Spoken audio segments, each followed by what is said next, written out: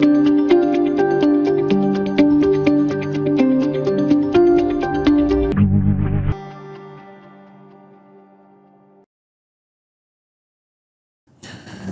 on Global TV News Prime, President Bola Tinubu formally receives Governor Dauda Lawal into the All Progressives Congress.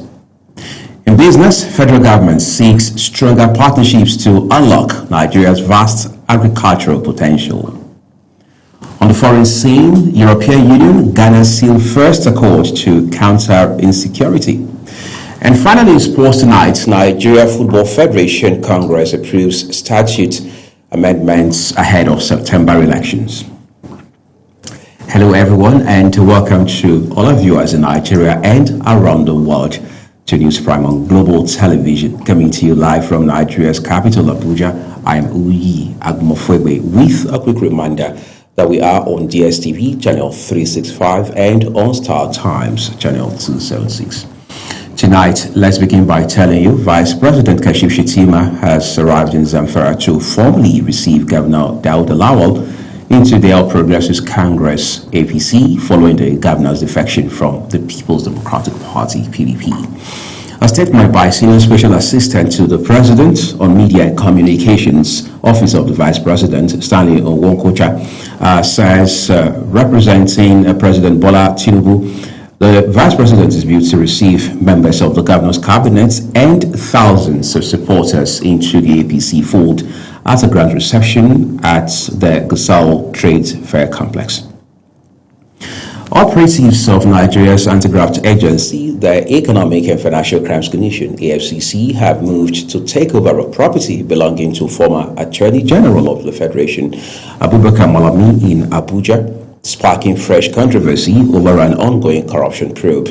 Witnesses say EFCC operatives, dressed in their signature red and black jackets and armed, arrived in multiple vehicles earlier today, barricaded access to the Maitama residence. The operation caused tension in the highbrow area as security personnel sealed off the streets leading to the property. Addressing the media, former Attorney General of the Federation, Abubakar Malami, said efforts to access the property located at number 2 Korakas Close, Korana Close off Amazon Streets in Maitama, Abuja, were unsuccessful as the operatives sealed off the area as the officials did not present a court's order but insisted they had instructions to take over the property. Without further recourse to the court, without seeking for an order to seal my properties, without seeking for an order to evict me and my family members from the property, without seeking a court order for the appointment of receiver manager, the EFCC came yesterday to effect forceful eviction. They were unable to conclude on the process yesterday and reinforced this morning with a lot of personnel that are armed and indeed forcefully take over possession of my family residence. Malami described the action as politically motivated, maintaining that he had consultative visits following his political participation over time, but remains calm and undeterred despite the development. So the fact that these things happen at a time when I was receiving tremendous goodwill messages, solidarity visits and courtesies can certainly be a basis for people to insinuate perhaps the political persecutions associated with the conduct of any agency, any federal government agency. So people are free to insinuate those things, and I think that those insinuations of political undertones cannot legitimately be displaced. The latest move comes months after a federal high court in Abuja granted an interim forfeiture order on dozens of properties allegedly linked to Malami and his family. The court had directed the anti-graft agency to invite any interested parties to show cause why the assets should not be permanently seized.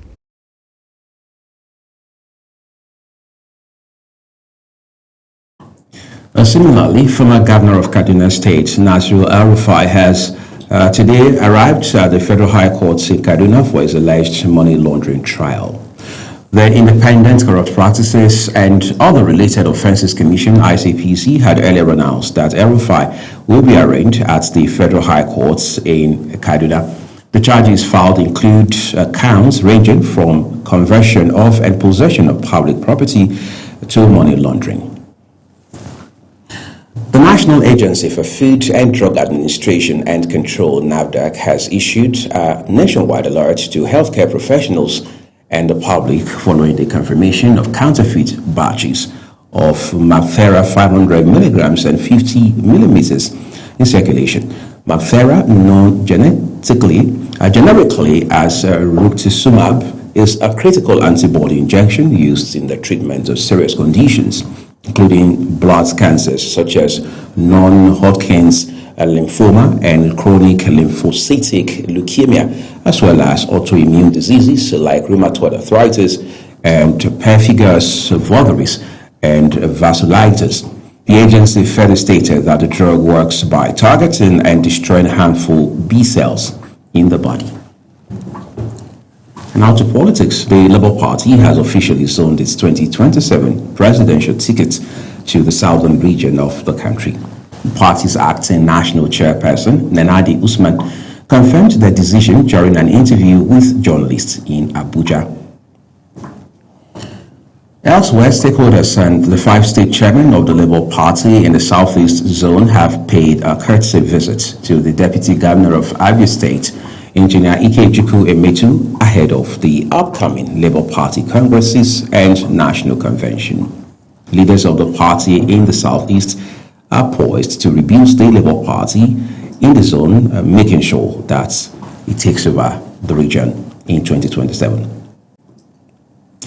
Ahead of the screening of aspirants vying for national offices of the All Progressives Congress APC for its March 27th to 28th National Convention, the party's aspirants screening committee has pledged to conduct the exercise in line with equity and the rule of law. Our political correspondent, Ubong Usoro, reports. Chairman of the committee and Governor of Ekiti State, Biodun Ayebanji, said the screening so far has been without any hitch, adding that the process is guided strictly by established procedures and rule of law. It went very well, very successful, and it's still ongoing. One of the committee is still they're still working, but two have concluded, and we're just taking a break. But the most important thing is that we had everybody coming for screening. Among those screened is Barrister Murtala Kankia, the APC National Legal Advisor, Bashi Gumel, the Financial Secretary of the APC. They both expressed confidence in the credibility of the exercise. The screening is good because it's good for them to get to know people. It's something which is in accordance with the law. My expectations are really very high, but the most important is repositioning the party and getting it set, for the 2027 elections. Maikafi Abubakar, the national auditor of the party, and the national women leader, Mary Aidele, says the process reflects internal democracy and is well organized. They therefore commended the committee for a smooth and transparent exercise. The screening went on well. The panel, the subcommittee panel introduced themselves through the chairman, Senator Oji Kanu, and then later they said I should brief them on my CV. And I've just completed my screening. Incoming. And like you just said, it was like the speed of light. Yes. I came in and they all introduced themselves. I introduced myself, and it was everybody just agreed that there's no need, just take a bow. The screening exercise continues as the party prepares for its national convention. Ubong Usoro for Global Television News. As preparations intensify for the 2027 general elections, political parties are pushing for stricter penalties against electoral malpractice as the Independent National Electoral Commission, INEC, reassures stakeholders of a transparent and credible polls. Anietia Patrick reports. Chairman, Inter-Party Advisory Council Dr. Yusuf Dantele has called for sweeping reforms to Nigeria's electoral framework, warning that gaps in the Electoral Act 2026 could undermine inclusiveness and credibility. Speaking at INEC's consultative meeting with political party leaders, Dantele demanded urgent review of provisions guiding candidate primaries, party membership registration, and result transmission, stressing that failure to act could restrict participation and disenfranchise voters. He further pushed for stringent penalties against vote buying and establishment of an independent Electoral Offences Commission, insisting that only firm sanctions can deter electoral corruption and restore public confidence. It is particularly concerning that the Contentious Electoral Act formed the basis upon which INEC released the timetable and schedules for the 2027 general elections. This had inadvertently placed immense pressure on political parties, especially those outside government, thereby constraining their ability to effectively prepare and contribute to building a strong, inclusive, and stable democratic nation. Responding, Chairman of INEC, Professor Josh Amopiton, assured stakeholders that the revised regulations are fully aligned with the Electoral Act 2026 and designed to guarantee transparency, fairness, and accountability across the electoral process. He noted that the tight electoral timetable demands what he described as surgical precision, emphasizing that credible elections are built on meticulous planning well ahead of polling day. Credible elections begin long before polling day. They begin in the transparency of the process that produced the candidates. As we are all aware, these regulations have been formulated under the powers granted to INEC by the Constitution of the Federal Republic of Nigeria 1999 as amended, as well as under the Electoral Act 2026. With months to the polls, both INEC and political parties are intensifying consultations to resolve gray areas in a bid to deliver a credible, inclusive, and widely acceptable electoral process. Aniette Patrick, reporting for Global TV News. Let's turn away from politics now. The National Emergency Management Agency, NEMA, says it has received 708 stranded Nigerians from Niamey, the Niger Republic. The agency's head of operations in its Kano office, Nura Abdullahi, made this known while briefing newsmen shortly after receiving the returnees at the Malam Aminu Kano International Airport for profiling. The returnees comprised 292 male adults and children, 416 female adults and children from different parts of Nigeria, particularly Katsina, Kano, Jigawa, Benue, Borno, Yobe, Zamfara, Kaduna, Kogi, and Niger State. You're watching the live broadcast of News Prime. The rest of the news continues after this break with business, foreign, and sports stories on the other side for you. Please stay with us.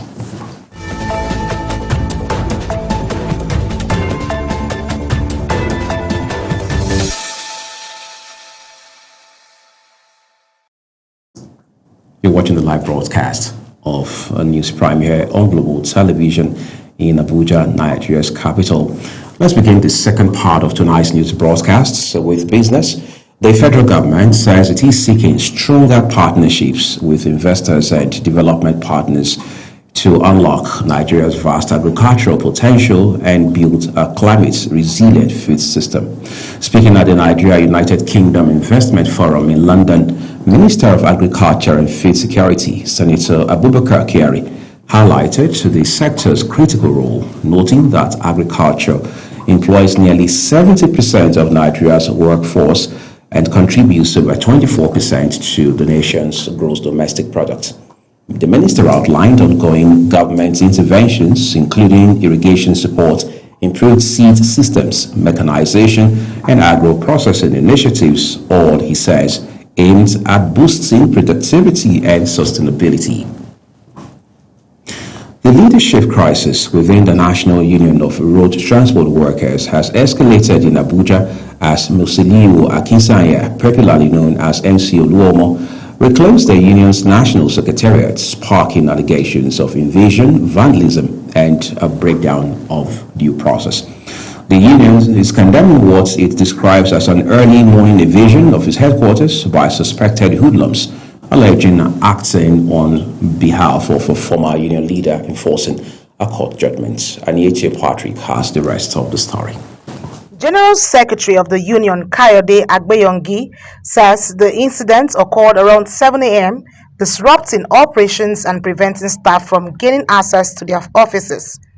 He insists the move was unlawful, arguing that due legal procedures were ignored, despite ongoing court cases and an appeal already filed, alongside a stay of execution. The union also alleges that properties within the complex were vandalized, with furniture and valuables destroyed or taken away during the takeover. Agbeyongi is calling on security agencies and the public to take note of the situation, warning that such actions could threaten industrial harmony. Our president, Alhaji Musiliu Ayinde Akintola, is Sonya. Though some people were saying whatever they like, somebody who was not joined in any suit at all. Bawuah did not had a credible change. He didn't handle the election that brings the new administration in place in 2023. That was what brought about this operation. However, the NURTW president, Musiliu Akintola, described the incident as a forceful takeover, maintaining that he was not party to the judgments being enforced.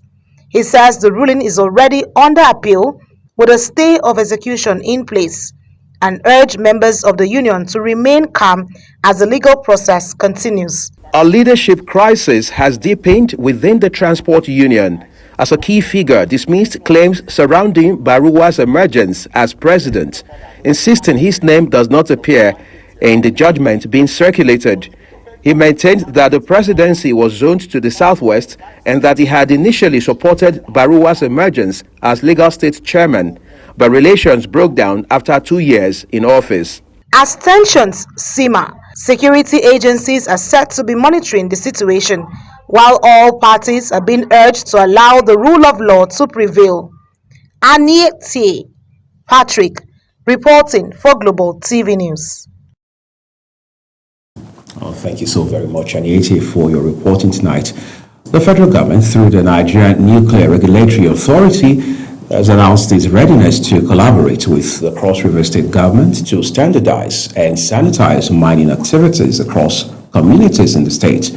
The operational head of the agency, MMO Bong Essien, disclosed the agency's position during a courtesy visit to the Commissioner for Mineral Resources onto Farm Effium Ekaha Otu, noting that the move is aimed at enhancing safety and oversight in the extractive industry.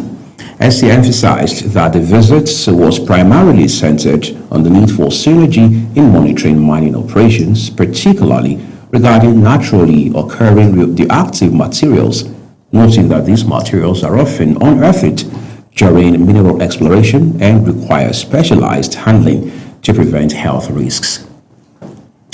Let's move up to the foreign scene now, where Ghana and the European Union have signed their first formal defense partnership as the country presents itself as a regional defensive wall against the growing extremist violence threatening West Africa.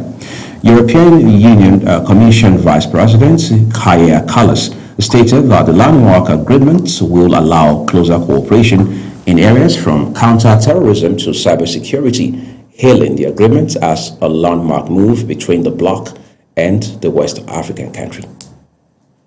The agreement was signed as coastal West African nations seek to prevent a spillover of violence from the neighboring Sahel, where armed groups linked to Al-Qaeda and the Islamic State group have intensified attacks in recent years, with the European Union Commission Vice President Kallas describing the deal as the first of its kind between the EU and Ghana.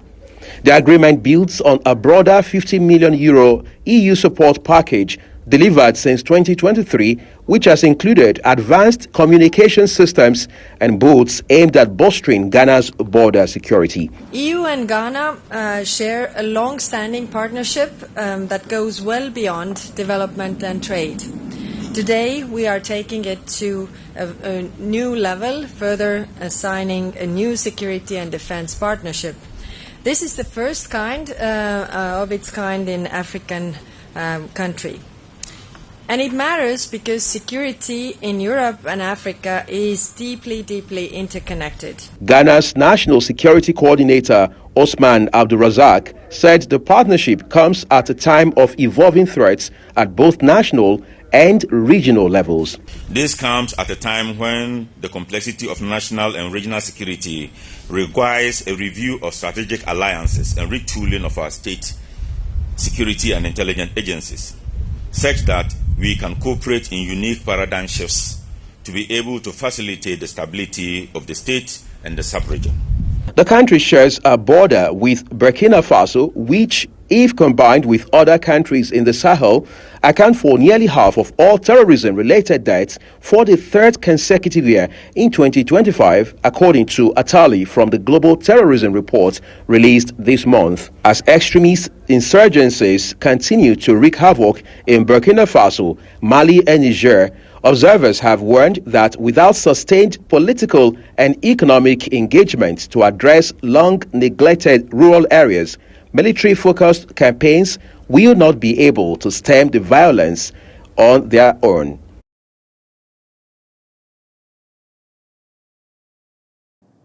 And beyond our shores now, U.S. Secretary of State Marco Rubio will meet G7 counterparts in France on Friday on the war in Iran. That's according to State Department.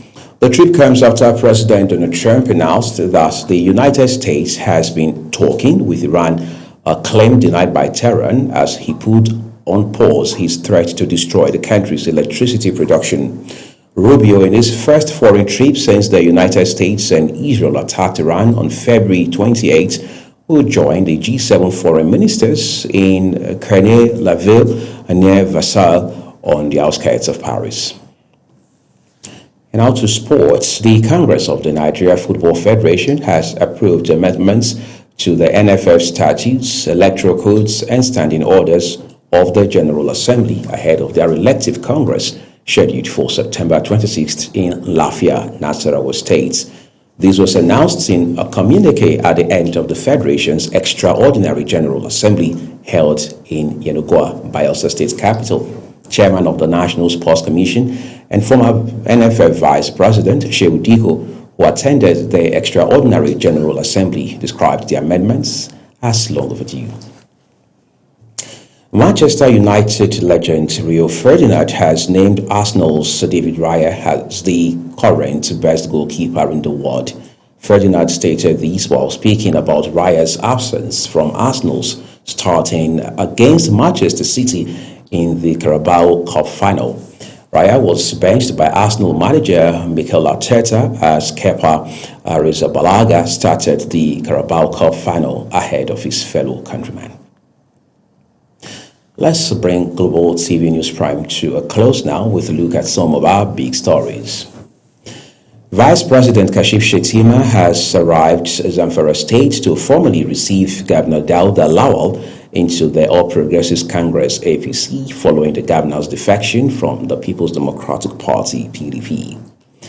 In business, the federal government says it is seeking stronger partnerships with investors and development partners to unlock Nigeria's vast agricultural potential and build a climate-resilient food system.